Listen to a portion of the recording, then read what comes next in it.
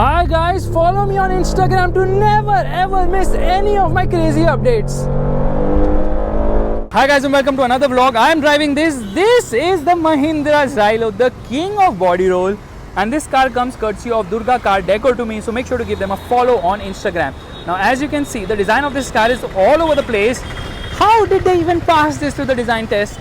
It looks really very ugly. The wheels are 15-inch in size, but the tire profile happens to be 75, 215, 75, 15, massive tire profile, but that doesn't really bode well in terms of the ride either. So what is happening here? Yeah, the design is not nice, but then it's an old car, so you can't really blame it much. Coming to the rear, vertical lights. This is the Xylo E4, and it's got a rear spoiler which adds a ton of body roll. Downforce I meant. See, only body roll comes out when you're talking about this vehicle. To open this vehicle from here, okay, actually unlock this car. And how does it unlock? Okay, everything is manual here, so don't use your brains too much. And don't break the key like you did with lot of cars. Yeah, you have actually, no, this is not going to work. I'm not going to try that. I am not going to try to do something of that sort. Will it work here? Probably it would. Maybe there are different keys for different operations.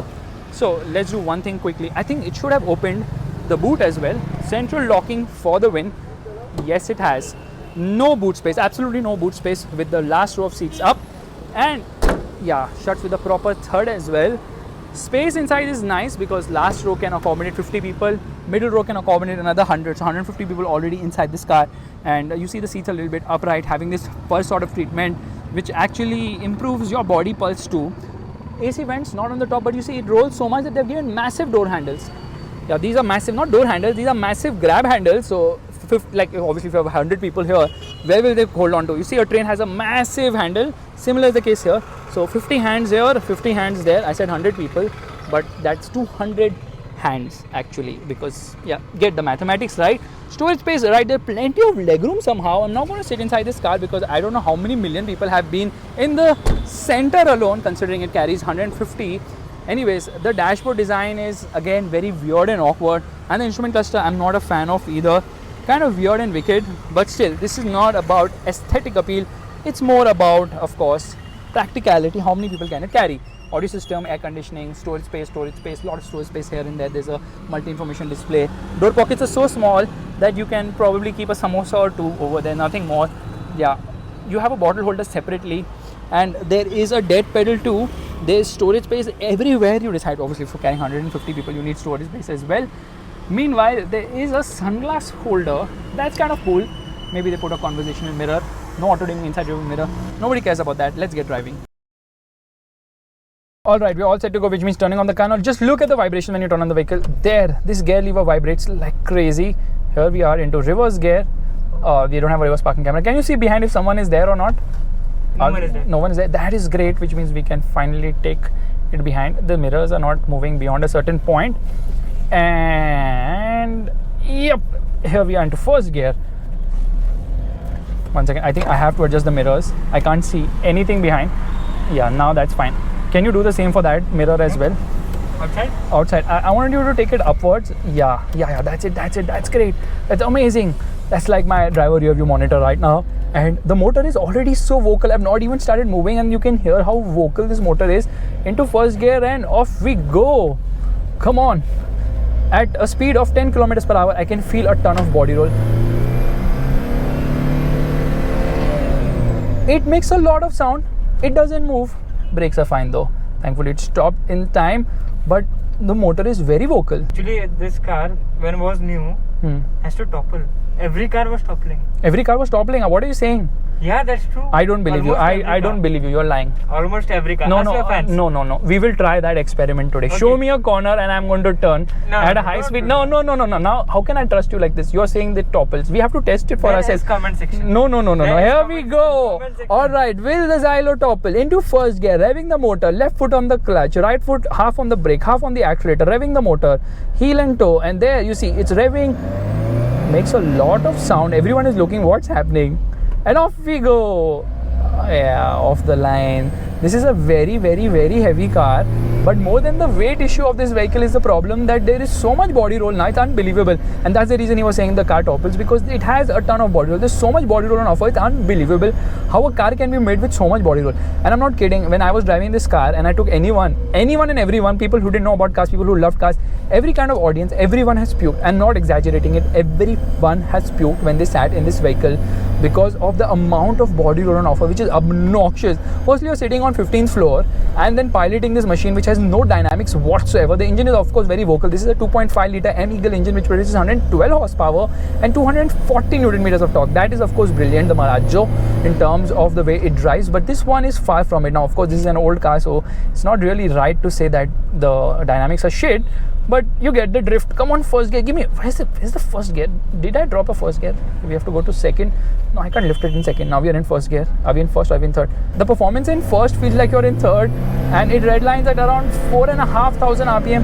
Very vocal, lot of vibrations. Not really a car which is completely at home in terms of, you know, dynamics, ride quality, performance. And this guy is really brave to jump in front, because dude, I don't have good brakes as such, because every time you brake now, there's a nosedive. This car under heavy braking could topple frontward also. That is the way the dynamics have been done, unfortunately. And every time you shift the gear, you see there's a resistance. Someone inside is saying like, stop it bro, you are not supposed to shift gears, just remain in the gear you are already in. However, the engine is like protesting in revolt. Please shift gears. Enough of using me. First gear doesn't like you, second gear doesn't like you, everyone is like shift, shift, shift, shift, and that shift means that you keep shifting and shifting and shifting. So anyways, we are going to take a U-turn. Oh god, first gear, why don't you give me a yeah, the trick is actually to get into second, then try to get into first. It doesn't directly like to go, and the turning radius is massively massive. It's so huge, it's so humongous, the turning radius, but somehow I'll manage to take a turn, and then we have to get into reverse. So the Xylo, why is this knob changing its position as it wishes? Anyways, here we are into reverse. Steering is heavy, it's heavy. My muscles have become really nice and strong in no time at all, and everyone's wondering what is happening. Why is it taking 3 years to take a U-turn? You drive this bus and tell me why it takes 3 years. Like I told you, it can accommodate 150 people inside. Well, I was just kidding. It's not 150, it's 152. 2 people can sit at the front as well. Anyways, I don't understand why Mahindra has been pulling the Xylo all along. They should have discontinued this long back. This car just doesn't stand for what Mahindra wants to be known as, and I agree they have spent money in R&D and all, but just discontinue this vehicle, move on. The Marazzo should take over. The Marazzo is like 5 million times better. This is a body roll magnet. It rolls so much. The ride quality is very bad, and it's just obnoxious how the ride is bad, the steering is bad, the brakes are bad, the engine is bad, everything is bad, the performance is bad, and even the handling is bad. I mean, how can everything be so bad? It happens because this car was made with the sole motive of being cheap in terms of buying, and of course carrying a lot of people. And I know I exaggerate the ride being bad, but it is bad. It only improves if you have a lot more people. So being a body on frame with more people on offer, rather more people inside the cabin, of course the suspension behaves better that way. Yeah, the gearbox is also bad. What do you like about this car? Nothing. He loves this car. So Piyush loves this car. His dream is to drive this car all over the world, and that's something which he really looks forward to doing once he becomes big and starts driving as well. That is some real crazy ambitions, huh? So Toppling the car all around. toppling the car all around. You know, toppling is also a skill. Firstly, anyone who's toppled this car, kudos to you. You have to reach a certain speed, which means that you have to find a long road. You have to have the guts to maintain higher speeds. Obviously, it has great high-speed stability. It's just one of the best high-speed stability of any of any car in the world, because it doesn't reach high speeds. Okay, because the engine is very sluggish. Now, of course, they use the Scorpio's engine later. 2.2 liter engine came, which was better, and they have refined the car earlier on. But the initial example wasn't that great, mostly because the overall dynamics very poor. The refinement is not there at all, and the amount of movement, this is continuous movement happening, which makes me also puke at times. The driver puking in a car is something obnoxious and unheard of, but there's so much movement happening continuously that even you feel a little bit giddy, and it's more to do with the center of gravity. You're sitting so high up for reasons I don't even know why you're sitting so high up. What's the benefit of sitting so high up? I'm not even exaggerating, but I can see 50,000 kilometers ahead. What's that? Okay, that is Mars. Venus, and okay, let's stop the exaggeration. The Mahindra Xylo served its purpose very well when it was initially launched as a stepping stone for Mahindra to also learn the learning curve for them, which was brilliant. But enough is enough. The car wasn't good at all. Just admit it, move on. They have moved on, but they still drag the Xylo as much as possible, and that's a bad habit of both Tata and Mahindra to not discontinue their cars, because they have launched something, they should keep selling it for eternity.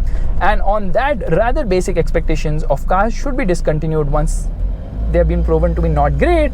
It's time to end. Thank you so much for watching. Bye bye. Okay. I shut the camera, because we could topple around the corner. So the toppling was just a joke. Actually, the car topples, but with the smaller size, this car doesn't topple. Smaller size of what? Tires. Okay, so what are you recommending? I recommend not to buy this car, and if you buy this car, make sure this car is cheap. This car is available at Durga Car Decor. Check us on Instagram. We have a page linked below. In terms of value for money, it's great. I'm not denying the fact that it's great value for money for people who are not like people who don't like driving as such. For enthusiasts, there are a lot better MPVs around. And on that, consumer advice, bye-bye. Your dad will kill you.